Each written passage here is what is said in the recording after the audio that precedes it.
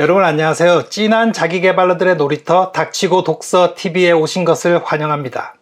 오늘은 여러분들에게 지난 2월에 제가 읽었던 책 고전문학인데요. 바로 이 모비딕에 관한 이야기를 여러분들과 함께 나누어 보려고 합니다.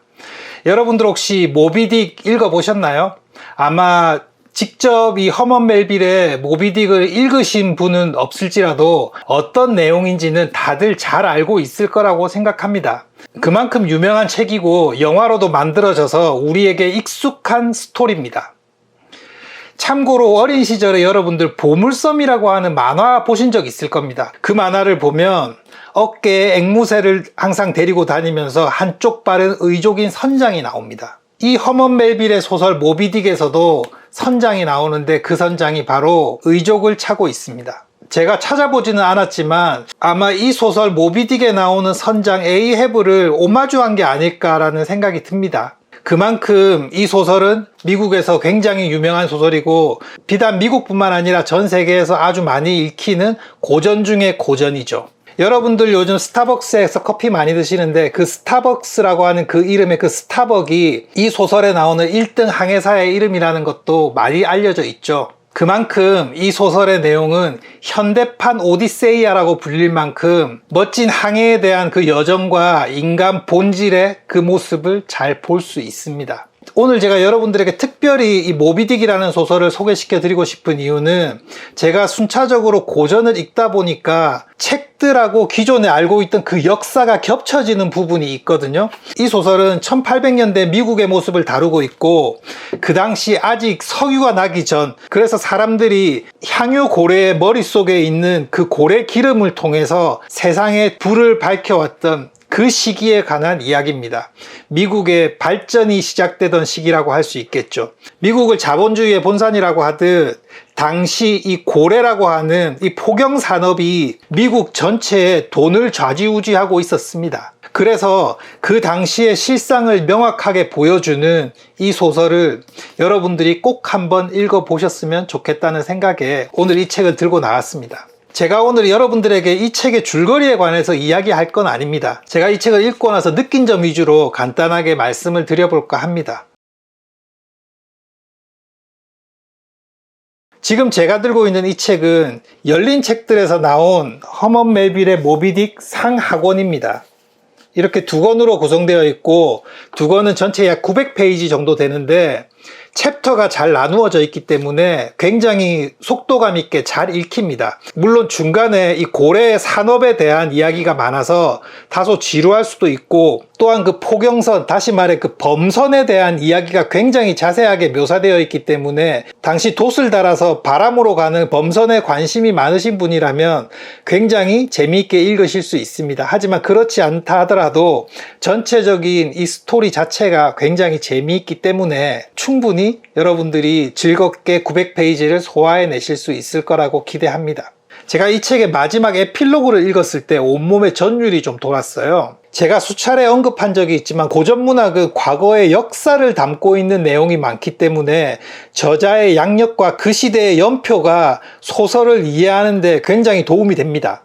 이 책 모비딕도 마찬가지였어요. 1800년대, 다시 말해 19세기 미국의 시대적인 상황을 잘 알면 잘 알수록 이 소설을 이해하는 데 훨씬 도움이 됩니다. 제가 이 책 에필로그를 읽으면서 소름이 돋았던 이유는 작년에 읽었던 혼돈의 시대 리더의 탄생이라고 하는 책에서 링컨에 대한 부분이 있거든요.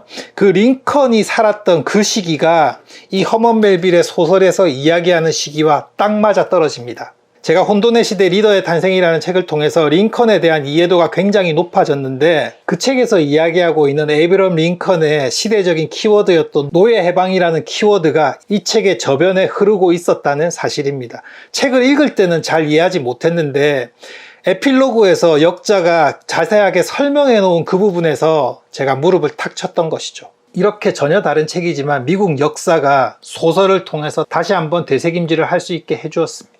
또 지난주에 제가 톰 소의 모험을 말씀드렸는데 그 전에 읽었던 마크 트웨인의 허클베리 핀의 모험도 1850년대 미국 노예 제도에 관한 이야기를 하고 있습니다. 이렇게 전혀 다른 책이지만 엮이고 엮여서 하나의 역사를 이야기하고 있고 그 시대를 살아가고 있는 작가들이 그것이 가장 큰 시대의 화두라고 생각하기 때문에 그 점을 지적해서 문장으로 만들어낸 것이겠죠. 아무튼 노예 해방에 관한 이야기는 여기까지 하고요. 다시 모비딕으로 돌아가서 이 모비딕이라고 하는 소설은 주인공 이슈마엘이 포경선 피코드호의 말단 선원으로 발탁이 되면서 흰골의 모비딕을 잡기 위한 그 여정이 시작됩니다. 이 흰골의 모비딕은 선장인 에이에브의 한쪽 다리를 물고 가버린 녀석이기 때문에 에이에브는 철저하게 모비딕에 대한 그 복수심으로 항해를 시작합니다. 이 책에 등장하는 인물들이 제법 많은데 의외로 이 책의 인물들을 쉽게 파악할 수 있는 게 배의 선장과 1등 항해사, 2등 항해사, 3등 항해사 그리고 거기에 조수들이라고 이렇게 카테고리를 지어보면 인물의 관계도가 굉장히 쉽게 파악이 됩니다. 그래서 여러분들이 책을 읽기 전에 간단하게 인물의 관계도만 파악하시면 훨씬 더 이해가 빠르게 되실 겁니다. 이 등장인물도를 보시면 아시겠지만 이 소설은 당시 미국이 가지고 있던 그 유색인종에 대한 그 인식이 고스란히 담겨 있습니다. 하지만 선원들 모두가 함께 하나의 목표를 향해서 합심해야 하는 그 배안이라고 하는 그 특수한 상황이 있기 때문에 인종은 커다란 의미를 가지지는 못하고요. 각자의 이해와 모두의 노력 속에서 그들은 섞여가기 시작합니다. 19세기 당시 미국은 서부 개척 시대, 다시 말해 황금광 시대입니다. 앞서 언급했듯이 인종차별이 가장 극심했던 시기이기도 했습니다. 그래서 이 책을 해설하는 많은 사람들은 이 책의 주 무대가 되는 그 피코드호를 당시 미국 전체의 상황을 버무려 놓은 메타포로 보고 있습니다. 고래를 쫓아서 모든 걸 내던지는 선장 에이헤브, 그리고 선장과 대척점에 서서 어떻게든 선장을 설득하려고 하는 기독교인 스타벅, 그리고 이 배 안에서 일어나는 모든 상황을 객관적으로 보려고 하는 주인공 이슈마엘, 이 세 명의 눈으로 이 소설을 이끌어가고 있는데 선장인 에이에브의 관점에서는 모비딕을 찾고 모비딕을 쫓고 모비딕과 싸우는 그 위험과 고난에 관한 이야기를 하고 있고요. 이슈마엘의 관점에서는 당시 포경 산업과 고래에 대한 학문 그리고 배에 대한 이해와 배 안에 대한 생활을 중점적으로 서술하고 있습니다. 앞서 말씀드렸듯 굉장히 속도감 있게 읽을 수 있으니까 여러분들이 꼭 한번 이 책을 읽어보셨으면 좋겠고, 이 책에서 이야기하고 있는 1800년대 당시 미국의 포경산업이 의미하는 것이 어떤 것인지를 간단하게 한번 짚고 오늘 영상을 마치겠습니다. 책의 제목 모비딕의 모비는 커다란 물건을 상징하고 딕은 남성의 성기를 상징하는 속어죠. 제목에서 의미하듯이 당시 포경산업은 굉장히 풍요로운 자본이 집약된 산업이었고 그렇기 때문에 권력과 야욕이 넘쳐난 남자들의 세계였죠. 고래기름은 당시 자본가들의 욕구를 상징하는 매개체입니다. 지금 21세기의 석유가 19세기의 고래기름이라고 생각하시면 됩니다. 세상에 불을 밝히는 연료이고 금은 보화의 가치를 갖는 굉장히 값비싼 물건이죠. 이런 값비싼 물질이 미지의 영역이라고 생각하는 그 바닷속에서 인간을 꼬드기고 있었습니다. 젊고 야망이 있고 욕심 있는 남자들은 너나 할 것 없이 드넓은 바다로 뛰어들었고 수많은 사람이 목숨을 잃었습니다. 그 젊은 사람들의 목숨과 욕망을 이용해서 자본가들은 배를 불렸던 거죠. 이 모비딕에 관련된 영화가 두 편이 있는데 그중 최근에 나왔던 영화가 하트 오브 더 씨입니다. 이 하트 오브 더 씨 영화의 마지막 대사가 있는데 그 대사를 그냥 넘기지 못하는 것은 앞서 말했던 그 젊은 사람들의 그 열정과 욕망과 자본가들의 그 욕심, 그것을 한마디로 표현했기 때문이죠.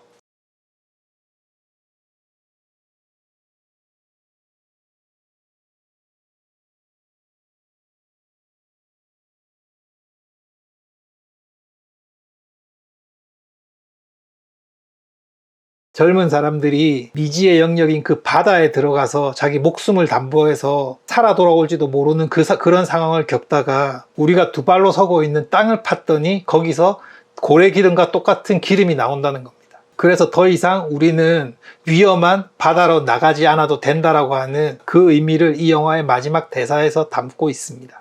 젊은이들의 목숨을 담보한 그 부와 명예의 플레이그라운드가 바다에서 육지로 옮겨가는 순간이 바로 땅에서 기름이 나는 순간인 것이죠. 저는 이 책을 덮으면서 참 많은 생각이 스쳤어요. 제 삶을 반추해 봤을 때 혁명적으로 전환이 되는 시기가 언제가 있었나 이렇게 생각을 해봤는데, 첫 번째로 떠올랐던 것은 집에 TV가 처음으로 무선 리모컨으로 작동했을 때, 그리고 저 집에 처음으로 전화가 들어왔을 때, 그리고 나이가 들어서는 인터넷이 본격적으로 활성화되었을 때와 제가 처음으로 아이폰 3GS라고 하는 스마트폰을 샀을 때 정도가 되지 않을까 합니다. 방금 제가 말씀드렸던 제 삶의 이 짧은 순간에서도 분명히 기회를 발견하고 커다란 부를 쌓은 사람들이 많을 것입니다. 또 그 발전의 그늘에는 얼마나 많은 사람들이 희생을 했을까요? 그런 생각이 이 책을 덮으면서 자꾸 저를 찾아왔습니다. 네, 여러분, 오늘 영상은 여기까지입니다. 오늘 내용이 마음에 드셨으면 구독, 좋아요, 그리고 알람 설정 부탁드릴게요. 저는 다음 주에 새로운 내용으로 찾아뵙겠습니다. 고맙습니다.